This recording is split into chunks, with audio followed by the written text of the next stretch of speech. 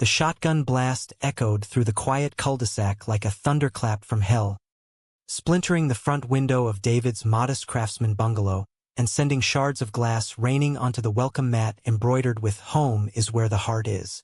David froze in the kitchen, coffee mug slipping from his trembling fingers to shatter on the tile floor, his heart pounding as he whispered a single word, "James," like a prayer he wasn't sure anyone was listening to anymore.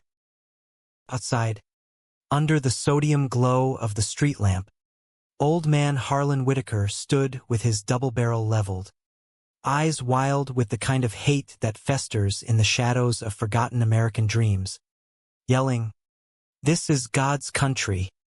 Boy, you ain't welcome here no more." David's world had always been a patchwork of small miracles stitched together with quiet defiance. Born in the Rust Belt fringes of Pittsburgh, he'd grown up in a row house where the air smelled of steel mill smoke and his mother's meatloaf, learning early that love wasn't something you shouted about from rooftops. It was the way his father fixed the neighbor's leaky faucet without asking for a dime, or how his high school sweetheart, a girl named Lisa, held his hand under the bleachers until she realized his heart beat faster for the quarterback than for her.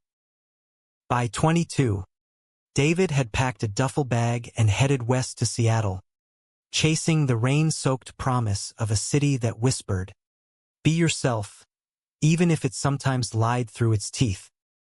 He landed a job as a graphic designer for a nonprofit focused on urban green spaces, sketching logos that bloomed like wildflowers on faded billboards. And then there was James. James. They met at a farmer's market in Capitol Hill, where James was hawking artisanal cheeses from his family's dairy farm up in Whatcom County. James had that easy grin, the kind that crinkled the corners of his hazel eyes, and hands rough from milking cows but gentle when he brushed a stray lock of hair from David's forehead. "You look like you could use a wedge of something sharp to cut through the bullshit," James had said, handing over a sample of aged cheddar. It was the start of everything. Late-night drives along the Puget Sound, picnics under evergreens where they'd talk about futures that felt as vast as the Olympics, and a love that settled into David's bones like the first sip of hot cider on a November chill. Their home in the sleepy suburb of Ballard, once a fishing village turned hipster haven with craft breweries and Viking statues, felt like the anchor they'd both been drifting without. The house was a fixer-upper, bought with scraped-together savings and a whole lot of sweat equity. David painting the kitchen walls in Seattle gray, James installing floating shelves for David's sketchbooks. Neighbors waved from porches. Kids on bikes called out hellos and Mrs. Patel next door brought over samosas that spiced up their barbecues. It was the American dream, repackaged for two men who dared to dream it together, until Harlan Whitaker decided it was his nightmare. Harlan had lived in the house across the street since the Korean War, a retired Boeing engineer whose bitterness had calcified like rust on an old hull. Widowed young, childless, he filled his days with Fox News reruns and tending a victory garden that yielded more weeds than tomatoes. David and James had really tried to win him over. Invitations to block parties ignored. A Christmas fruitcake left on his stoop uneaten and returned with a note scrawled in block letters. "Don't poison me with your sin." First, it was just glares through lace curtains, mutters under his breath about the agenda. Then came the complaints, to the HOA about their rainbow flag fluttering too proudly from the porch, to the city about indecent displays when James mowed the lawn shirtless on a hot day. David laughed it off at first, chalking it up to the gruffness of old men who'd seen too many changes. "He's just lonely," he'd tell James over dinner, clinking forks against plates. "Give him time, but time has a way of sharpening edges." Started small, the way rot creeps into a foundation. One July evening, as David and James hosted a 4th of July potluck, string lights twinkling, Laughter mingling with the sizzle of burgers on the grill, Harlan's garage door ground open like an accusation. He emerged with a bullhorn, voice amplified and venomous. "This ain't no parade for perverts. Take your filth back to the city." The partygoers froze, plates midair, as James stepped forward, hands raised in peace. "Mr. Whitaker, come join us. We've got extra ribs." Harlan's face twisted, spittle flying. "I'd sooner eat crow than sup with sodomites." The words landed like punches, and David felt the first crack in his resolve, a fissure that widened with every subsequent assault. By fall, the sabotage escalated. David woke one morning to find their mailbox stuffed with printed screeds, Bible verses circled in red, photocopies of articles decrying the gay plague. James's truck tires were slashed one dawn, the word abomination carved into the hood with a key. Anonymous calls to David's boss, whispers to the school where James volunteered as a coach for the local Pee-wee soccer team. "You really want that kind around kids?" The nonprofit stood by him, but the strain showed deadlines missed, sketches half-finished, nights where David stared at the ceiling, James's arm heavy across his chest like a barrier against the dark. And then, the betrayal that gutted him deeper than any shotgun blast came from within, from the one person David thought was family. His brother, Mark, older by 5 years, the golden boy who'd stayed in Pittsburgh, married his college sweetheart, built a life of straight lines and Sunday roasts, had always been distant but affectionate in that obligatory way. Holiday cards, the occasional call. When David confided in him over the phone about Harlan's escalating war, Mark's voice had softened. "Hang in there, little bro. Family's got your back." Weeks later, a letter arrived, postmarked from Pennsylvania, not from Mark's hand but typed, formal, attached to a petition. It was a character assassination, penned by Mark himself, circulated among the neighbors. "David has always struggled with his choices. We've prayed for him, but some paths lead to ruin. Protect our community." The words blurred through David's tears, each one a knife twist. James found him curled on the living room floor, the paper clutched like a death warrant. "He thinks he's saving me," David choked out. "From myself."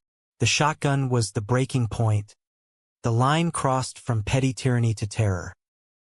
Police came, lights flashing blue and red against the rain-slicked street. But Harlan's story was airtight. Stray shot from varmint hunting. Didn't mean no harm, no charges, just a stern warning and a civil suit threat that David couldn't afford to pursue. That night, as James boarded up the window with plywood and duct tape, David packed a bag. "I can't do this anymore," he said, voice hollow. "I'm poison to everyone I touch." James pulled him close, the scent of sawdust and soap grounding him. "You're not going anywhere. We're in this together." But doubt had rooted deep, and David slipped out at dawn, driving aimlessly south toward the Oregon border, the Space Needle fading in his rearview like a discarded sketch. He ended up in Astoria, that foggy jewel at the mouth of the Columbia, where The Goonies was filmed and the hills rolled like waves frozen in time. Renting a room above a coffee shop called the Salty Mug, David threw himself into freelance work, designing logos for local breweries and bait shops, anything to keep the ghosts at bay. Calls from James went unanswered at first, voicemails pleading, "Come home, love. Ballard's empty without you." David listened in the dead of night, heart aching, but pride and shame chained him to the coast. He wandered the piers, watching freighters glide under the bridge, wondering if love was just another current pulling you under. Back in Ballard, James became a one-man fortress. He rallied the neighbors, Mrs. Patel with her fierce loyalty, the young barista from the corner cafe who blasted Lady Gaga in solidarity, even the stoic veteran down the block who'd lost a son to the streets. Petitions circulated, not against David, but for peace. Harlan's the poison, James told the group at their impromptu meeting in the park, voices hushed under the maple leaves turning crimson. We've let fear win too long. Harlan, sensing the tide, doubled down, letters to the editor in the local rag, sermons at his evangelical meetups, but cracks showed in his armor. A stroke sidelined him for weeks, leaving his house dark, his rants silenced.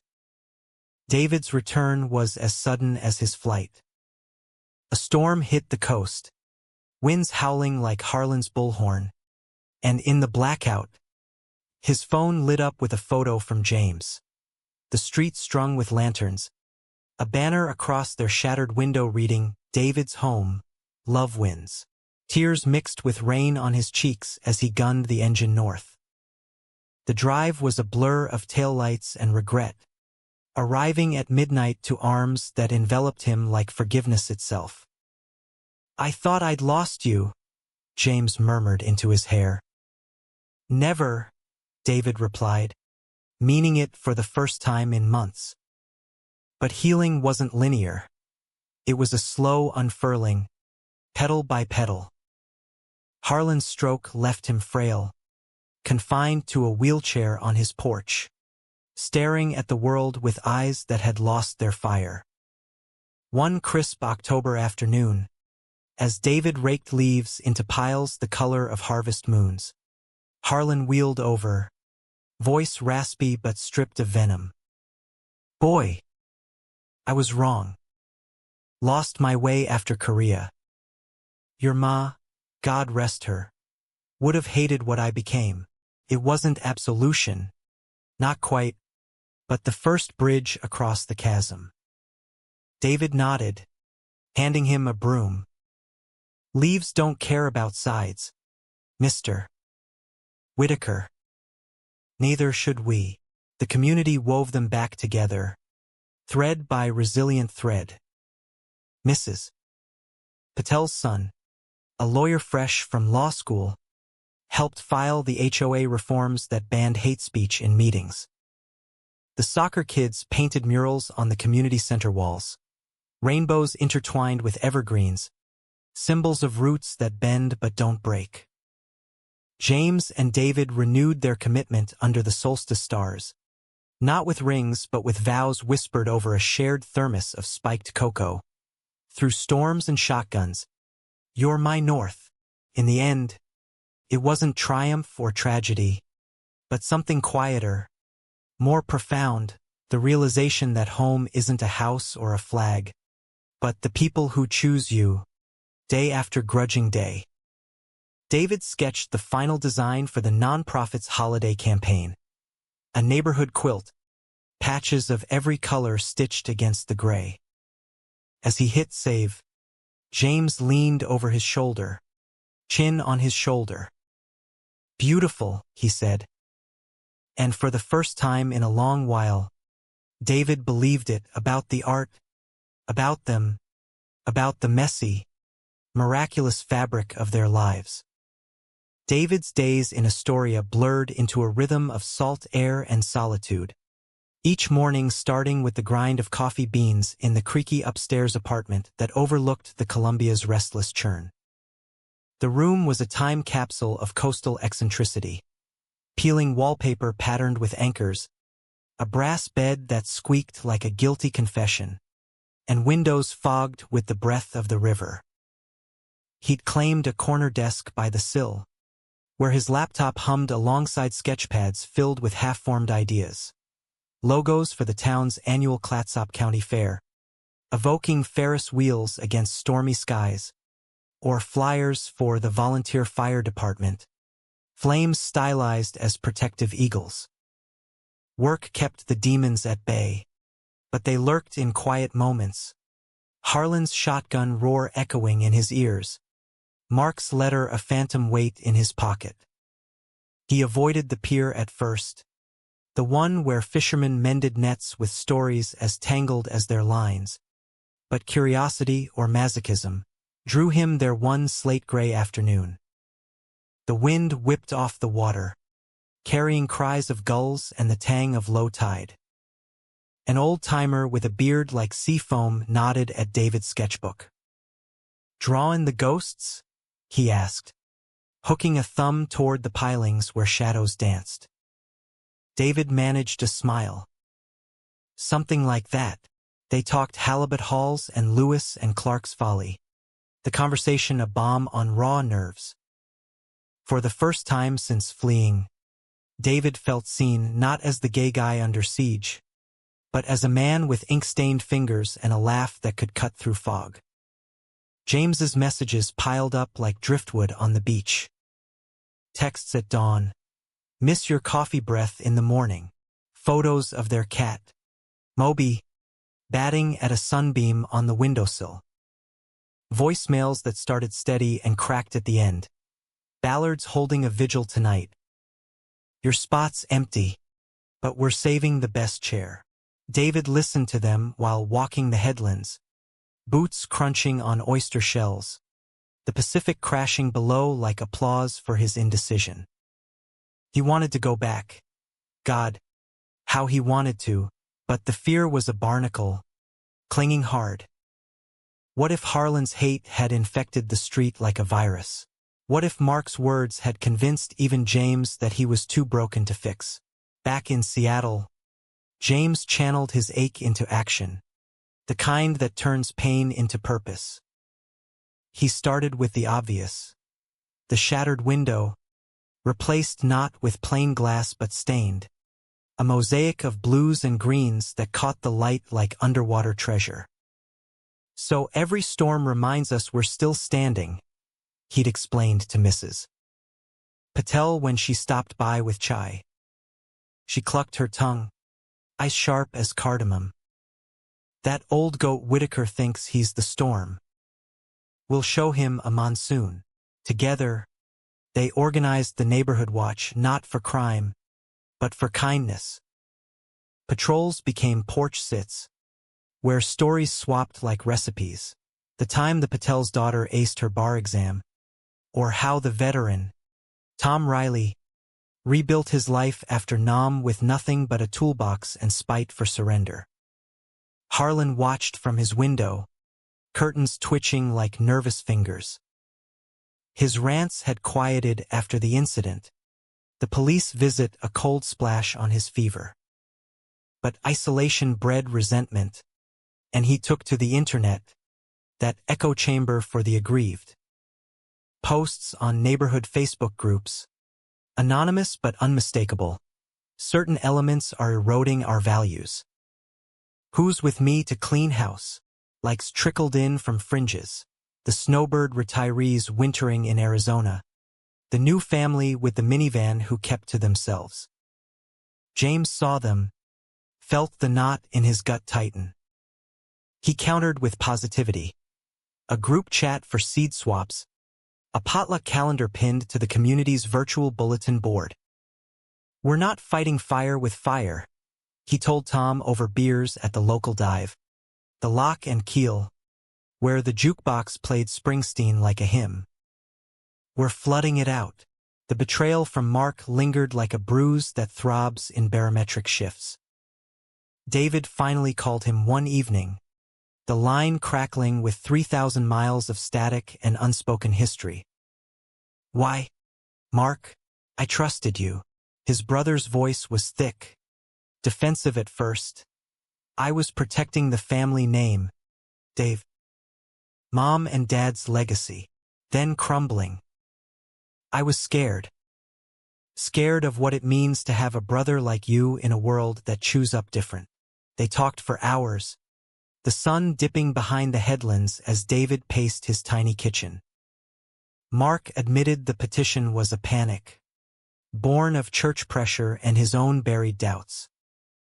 I ain't proud. Come home for Thanksgiving. Let me make it right. David hung up with a tentative peace, the first green shoot in barren soil. Astoria began to weave its spell, pulling David from his shell. He volunteered at the local LGBTQ center, a converted lighthouse keeper's cottage with rainbow murals and weekly game nights.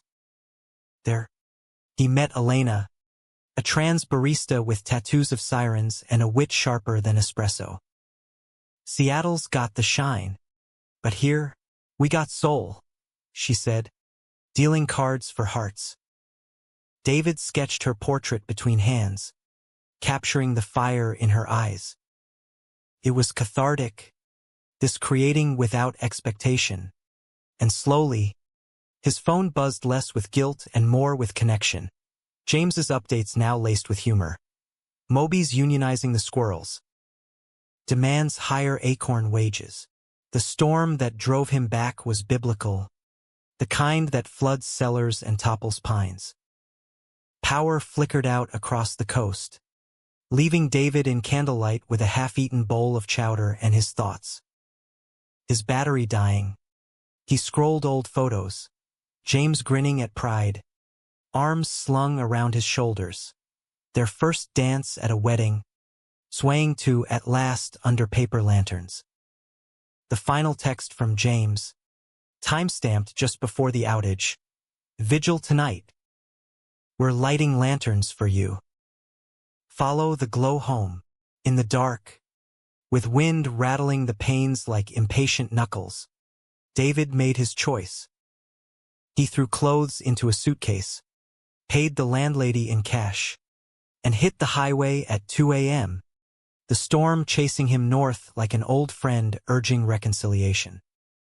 The drive was a gauntlet, rain sheeting the windshield, wipers slapping a frantic beat, radio crackling warnings of washed-out lanes. David's mind raced ahead. What would he say? How to apologize for running? Dawn broke gray and sodden as he crested the hills into Ballard, the neighborhood emerging like a watercolor left in the rain. The street was quiet, puddles mirroring the overcast sky, but as he turned onto their cul-de-sac, he saw it. Lanterns bobbing like fireflies, a semicircle of faces turned toward the Whitaker house, now dark and shuttered. James stood at the center, holding a sign scrawled in chalk, David's home, love wins. The group erupted as he parked, cheers muffled by the downpour, arms pulling him into a huddle that smelled of wet wool and relief. James held him longest, foreheads pressed, breaths mingling. Took you long enough, he teased, voice thick. Traffic's hell in a hurricane. They laughed, the sound breaking the tension like sunlight piercing clouds. Harlan's porch light flickered on then, a frail silhouette in the doorway, but no words came, just a nod, perhaps, or the wind playing tricks. Inside, with the door bolted and the world shut out, David and James collapsed onto the couch, Moby curling between them. I'm sorry, David whispered. James silenced him with a kiss, soft as forgiveness. We're just getting started. The weeks following David's return unfolded like a tentative spring after a brutal winter. Buds pushing through frost-hardened earth, fragile but insistent. Their home, once a battlefield, became a sanctuary rebuilt brick by careful brick. The stained glass window caught rainbows on the breakfast nook table, where James flipped pancakes while David nursed his first coffee, the aroma mingling with the earthy scent of wet evergreens outside. Mornings were for normalcy.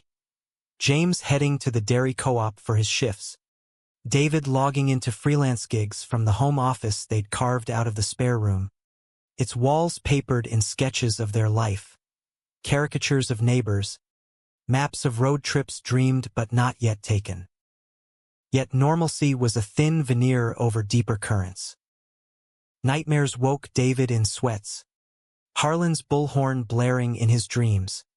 Mark's letter unfurling like a serpent. James held him through them, murmuring assurances into the dark. He's across an ocean of regret now. And Mark? That's on him to swim. David nodded, but the scars itched. Reminders that trust, once shattered, required mortar of time and talk. They started therapy together, sessions in a cozy office overlooking Lake Union, where the counselor, a no-nonsense woman named Rita with a buzz cut and Birkenstocks, prodded gently. "Betrayal's like a root rot," she said one afternoon, as boats dotted the water like confetti. "You gotta dig it out to plant anew." Homework came in the form of date nights, walks along the locks, watching salmon leap upstream, symbols of perseverance that made David chuckle despite himself. The neighborhood, that patchwork quilt of souls, proved its mettle in ways both grand and granular. Mrs. Patel launched a kindness kitchen from her garage, ovens churning out curries and cobblers for anyone adrift, divorcees, new parents, the elderly like Harlan, though he hadn't crossed the threshold yet. Tom Riley, the veteran, shared his woodshop for community projects. Birdhouses for the PDA auction, benches for the pocket park where kids kicked soccer balls under James's watchful eye. Even the barista, Mia, with her sleeve of tattoos and playlist of indie folk, organized story circles on Fridays, porch gatherings where folks spilled tales of loss and laughter, no judgments, just nods and refills of herbal tea. Harlan's decline was the elephant in the cul-de-sac, his wheelchair a throne of isolation. Word spread he'd suffered another mini-stroke, his hands trembling too much for the keyboard that once fueled his crusades. Church friends drifted, uncomfortable with the man who'd veered from scripture into spite. David caught glimpses of him, gazing at the empty street, a blanket draped over knees that had once stormed beaches. Pity stirred, unbidden, mingling with residual anger. One evening, as dusk painted the sky in bruised purples, David found a plate of Mrs. Patel's kheer on Harlan's stoop, untouched. He knocked, heart hammering like it had that shotgun night. The door creaked open, Harlan's face gaunt, eyes sunken but not unkind. "What you want, boy?" "No venom, just weariness." "To talk," David said, stepping inside uninvited. The house smelled of dust and liniment, photos of a younger Harlan, grinning in uniform, arm around a bride with Harlow curls, fading on the mantel. They sat at the formica table, silence stretching like taffy. Harlan broke it first. "I served with a fella like you. Jimmy. Saved my hide at Incheon. Never said a word about preferences. Didn't matter then." His voice cracked, fingers tracing a scar on the wood. "Lost touch after. Wonder if he made it home." David listened, the words a key turning in a rusted lock. He shared fragments, his Pittsburgh childhood, the ache of coming out, the joy of James's laugh. No apologies demanded, none given outright, but as David left with the empty plate, Harlan muttered, "Tell Patel it's good. Sweet, even, a start, threadbare but true." Mark's redemption arc was bumpier, fraught with the awkwardness of siblings separated by more than miles. He flew out for a long weekend, landing at Seattle-Tacoma with a suitcase and a sheepish grin, his Pittsburgh accent thick as pierogies. The airport reunion was stiff, hugs that lingered too long to compensate for absence, but dinner thawed the ice. Over salmon at a waterfront bistro, Mark raised his glass. "To brothers." the kind that forgive, even when they shouldn't. Stories flowed. Mark's kids, David's designs, laughter bridging the gap. The next day, they drove to the farm, James playing tour guide through pastures dotted with Holsteins. Mark watched James and David share a glance, a hand squeeze, and nodded. He's good for you. Real good. The visit ended with promises, monthly calls, a summer trip east, and as Mark's plane taxied away, David felt the root rot loosen its grip. Climax brewed not in violence, but in vulnerability, at the fall block party where the neighborhood converged under harvest moons. Tents popped like mushrooms, tables groaning with chili and cornbread, a bluegrass band fiddling tunes that tugged at heartstrings. David manned the dessert booth, slicing apple pie while chatting with Mia about her latest tattoo, a compass rose pointing true north. James refereed a touch football game, kids shrieking with glee, Tom umpiring from a lawn chair. Harlan wheeled in late, unannounced, parking by the fire pit where flames danced like hesitant confessions. Whispers rippled, but misses. Patel silenced them with a ladle of soup, pressing a bowl into his hands. Eat. Builds character. The band struck up, Will the Circle Be Unbroken? And the crowd swayed, a sea of linked arms. Harlan caught David's eye across the grass, gesturing weakly. David approached, pulse quickening. Dance with an old fool? Harlan asked, voice barely audible over the strings. It wasn't grace, more a shuffle, David's hand steady on the chair's arm. But in that circle, with James beaming nearby, felt like mending.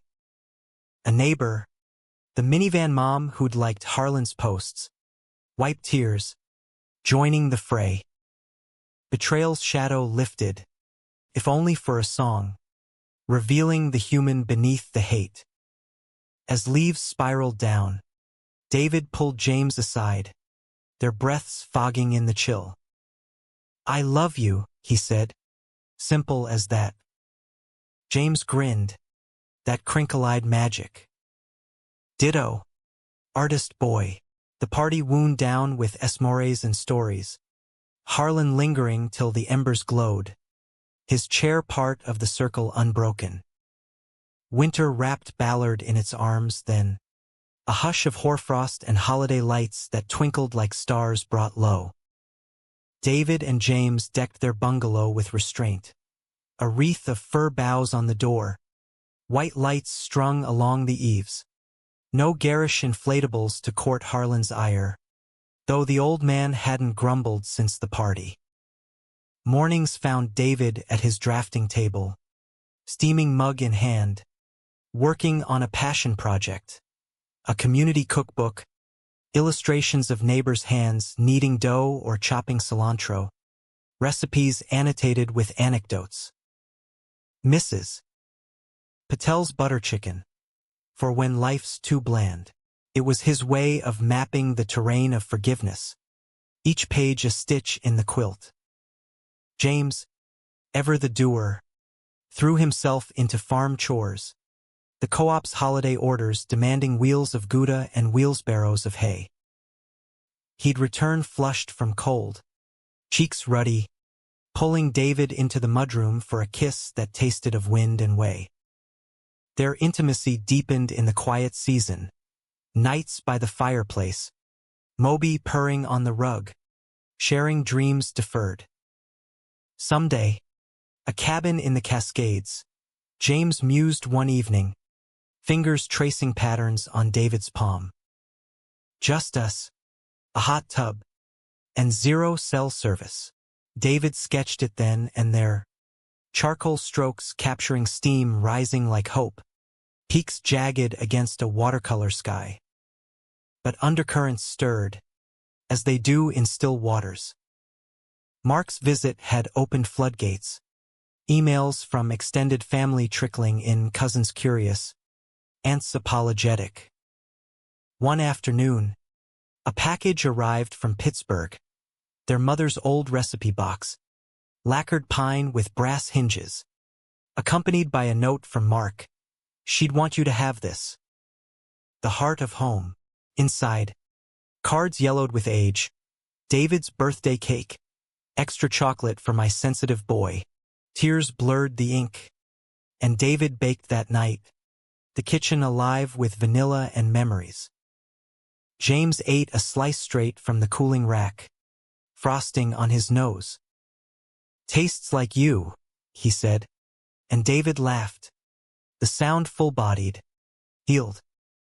Harlan's thaw accelerated with the snows, small gestures accumulating like drifts. A Christmas card slid under their door, store-bought, but signed in his spidery hand, Peace on Earth. H.W. David reciprocated with a loaf of banana bread, left anonymously with a note, for the varmint hunter. No shotgun required. Days later, Harlan appeared at the Kindness Kitchen, wheeling through the garage door to murmurs that hushed like snowfall. Mrs. Patel handed him an apron without a word, and he chopped onions with shaky efficiency, tears attributed to the blade. Tom clapped him on the shoulder, a silent benediction. By New Year's, Harlan joined the story circle, his tale a reluctant offering. The war, the wife lost to cancer, the void filled with fox-fueled fury.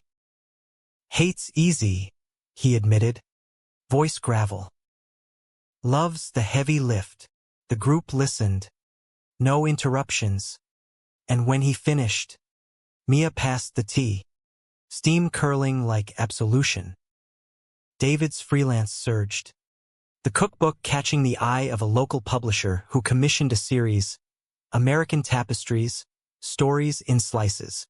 Interviews piled up with the Patels on immigration dreams, Tom on reinvention, even Harlan, who grumbled but showed, recounting Jimmy from Incheon with a fondness that softened his edges.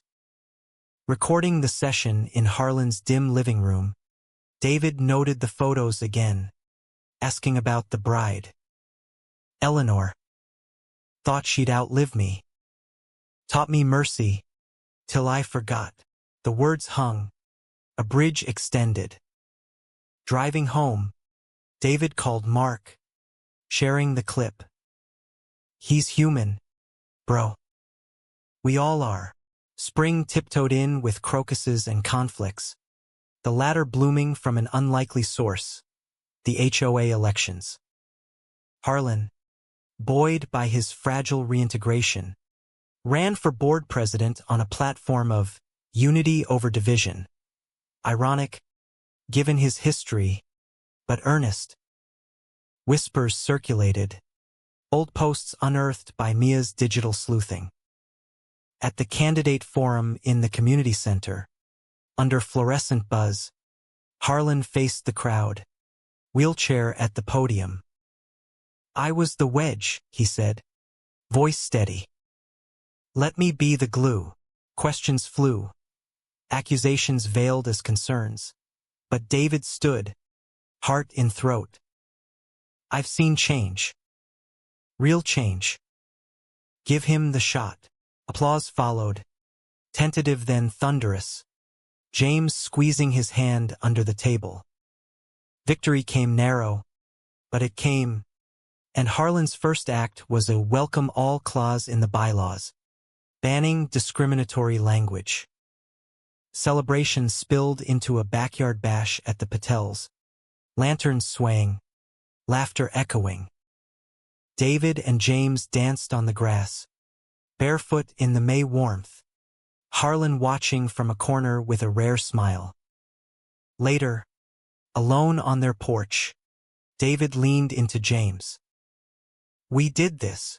James kissed his temple. You did. My brave, broken, beautiful man. Yet the humanistic heart of their story lay not in grand gestures, but in the daily devotions, the way James left notes in David's lunch. Fuel for the genius. How David massaged Harlan's knotted shoulders during a kindness kitchen shift, earning a gruff thanks. Son. Betrayal's echo faded, replaced by belonging, a community not perfect but persistent, rising like yeast in dough. Summer unfurled its banner across Ballard, days lengthening into lazy gold, the air humming with lawnmowers and ice cream trucks. David's cookbook launched to quiet acclaim, a stack at the local bookstore, signings where neighbors queued with dog-eared copies and hugs. "You captured us," Tom said, inscribing his name with a flourish. Reviews trickled in online. "A feast for the soul," one blogger wrote, reminding us that every table holds a story worth savoring. The success was a quiet vindication, proof that from shards could come something whole. James's farm life synced with the season's bounty. Weekends spent at the Whatcom Dairy under skies vast as promises. David joined when he could, sketching Holsteins in the shade of silos, the animals' liquid eyes mirrors of calm. One sweltering July afternoon, as they picnicked by a creek, cheddar from the co-op, sandwiches David packed, they broached the future. "Kids?" James asked, tossing a pebble into the current. David paused, the word heavy with possibility. "Maybe. Adoption. Fostering. Something to pass this on." James's eyes lit. "Yeah." Little feet pattering, teaching him to throw a curveball. They envisioned it, a nursery in the spare room, bedtime stories of neighborhoods mended, love as legacy. Harlan's presidency brought challenges, his age a hurdle in a board of millennials with apps for agendas. But he adapted, grudgingly, learning Zoom for meetings, championing a community garden that bloomed on the empty lot beside his house. David volunteered there, tilling soil with Mrs. Patel, planting tomatoes that blushed red as redemption. Harlan joined on good days, hands in dirt, sharing lore of victory gardens from 42. "Wartime taught scarcity," he said one dawn, weeding beside David. "But abundance? That's grace." Their talks deepened, Harlan unspooling yarns of Eleanor, her laugh like bells, her tolerance a quiet force. "She'd have liked you too," said love's the only war worth fighting. Mark visited again, this time with family in tow, his wife, Sarah, and the kids, 10-year-old twins with David's dimples. The airport pickup was chaos, balloons popping, squeals echoing, but joy, pure and unalloyed. Barbecues followed, the backyard grill smoking with brats and banter, Mark flipping burgers while quizzing David on Seattle trivia. The twins adored James, trailing him like ducklings, learning to whistle through blades of grass. Evenings ended with esmores, stars pricking the twilight, Mark pulling David aside. "Proud of you, little bro. For fighting, for forgiving." The words sealed old wounds, family reforged in firelight. Conflict crested subtly, a wave building offshore. Whispers resurfaced, a faction of holdouts, led by the minivan mom, Evelyn, who'd warmed to Harlan but chafed at the garden's inclusive signage. At a board meeting, she challenged the budget. Why fund rainbows when potholes need filling? Tensions simmered, emails flying like arrows. Harlan, frail but fierce, called a special session in the park. Chairs circled under oaks. "We're not trading one hate for another," he boomed, surprising even himself. David spoke next, voice steady. "I've been the target. But division's the real pothole, deep, swallowing us whole. Evelyn shifted, eyes downcast, then nodded. Maybe you're right. The vote passed. Garden intact. Unity a hard-won harvest. Climax arrived unannounced, in the form of Harlan's fall.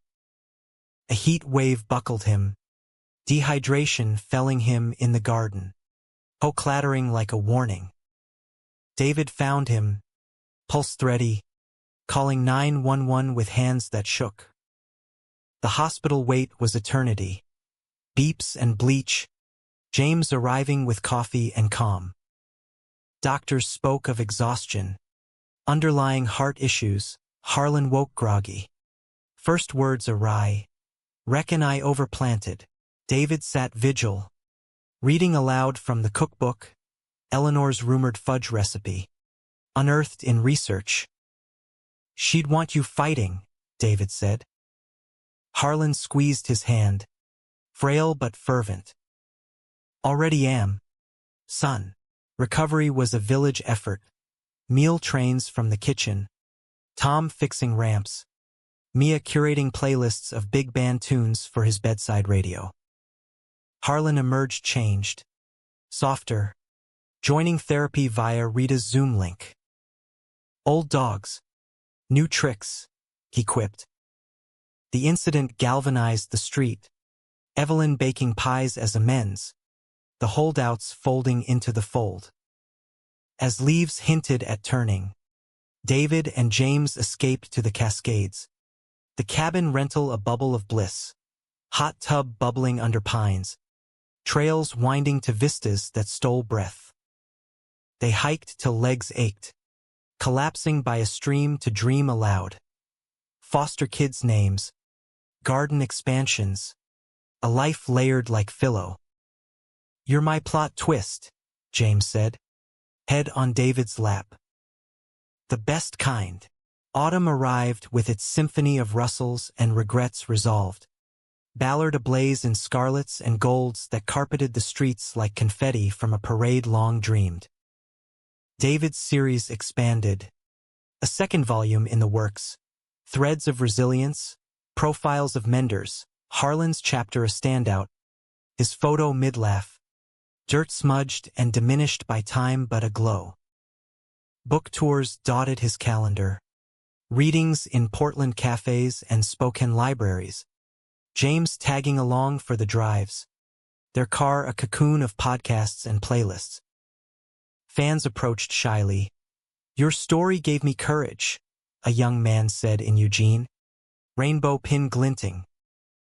David hugged him, whispering, pay it forward. Harlan's health stabilized. A plateau of good days strung like beads. He mentored the garden's youth crew. Kids from the soccer team learning compost from a man who'd once embodied compost-worthy hate. One crisp Saturday, as frost nipped the air, he wheeled to David and James's porch, a manila envelope in lap. For you fellas, inside his will, leaving the Whitaker house to a trust for community housing, affordable units for families like the Patels, or couples forging paths less trodden. Eleanor's idea, originally. Figure it's time. Tears pricked, but David clasped his shoulder. Honor her. Honor us all. Harlan nodded, eyes distant. Already due. Mark's family returned for Thanksgiving. The bungalow bursting. Tables extended into the living room. Tureens of gravy and gratitude. The twins helped David set the artistic table. Leaves pressed under glass like talismans, while Sarah and Mrs. Patel bonded over pie crusts in the kitchen.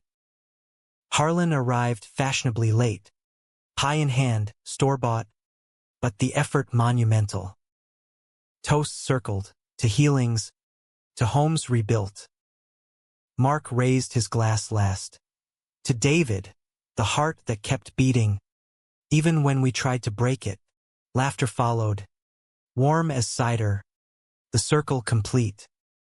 Winter whispered warnings, Harlan's decline a shadow lengthening. Hospice came home, the street a vigil of casseroles and cards. David read to him daily cookbook tales, war letters from Jimmy unearthed in attic dives. "He made it," Harlan murmured once, hand in David's. "Wife, kids. Forgave me for not writing back." Peace settled, a blanket against the chill. On a January eve, snow blanketing the world soft, Harlan slipped away, quiet, as if stepping into Eleanor's arms. The funeral was a neighborhood affair, pews packed, eulogies laced with levity. Tom's salute, Mrs. Patel's spice metaphor, life's a curry, he added heat, but balance at the end. David spoke last. He taught us hate's not eternal. Love outlasts. Grief was a tide, ebbing to reveal treasures. The trust activated. First tenants the Patel's niece and her partner, a graphic artist who commissioned David for murals. The garden thrived. A plaque at its heart, Harlan's plot, where roots run deep. James and David fostered their first charge that spring. A shy boy named Alex, 12 and fierce, with a sketchbook of his own. Bedtimes became rituals, stories of neighborhoods rising, love as the ultimate hook. Years folded like pages, the bungalow sagging but sturdy, filled with laughter and the patter of more feet. David and James aged into silver at the temples, hands intertwined at block parties that echoed their own beginnings. Mark visited yearly, the twins, now teens, coaching soccer under James's wing. The cookbook series spanned shelves, a testament to tapestries woven from trials. In the humanistic hush of it all, David realized the truth. No endings tidy as bows, but continuums of choice to break or to bind, to hate or to heal. Under the same street lamp that once lit Harlan's rage, now a beacon for evening walks, David turned to James. "We made it," James smiled, that eternal crinkle. "We're making it. Every day." And in the American sprawl of second chances, that was poetry enough.